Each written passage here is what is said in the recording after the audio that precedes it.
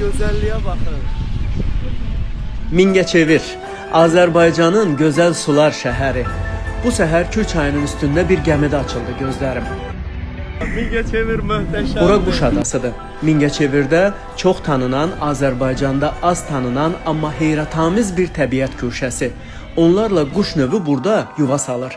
Sanki şəhərin içində bir sükut adası. O an başa düşdüm. Bu cür yerlər təkcə dincəlmək üçün deyil, ruhu doyurmaq üçündür. Bəzən bir səfər, bir an insanın yaddaşında ömürlük yer alır. Mingəçevirdən sonra yolumu Qəbələyə saldım. Lavanda tarlaları gözümün önündə bənövşəyi bir nağıla çevrildi. Bu gözəllik sadəcə görüntü deyil, ətrini də daşıyır. Hava lavanda qoxuyurdu, saf, sakit və dərin. Təbiətlə bu qədər yaxın olmaq adama xoş bir his verir. Van Gogh'un evi, yəni şəkildə gördüyünüz kimi. O hissi evimə də gətirmək istədim.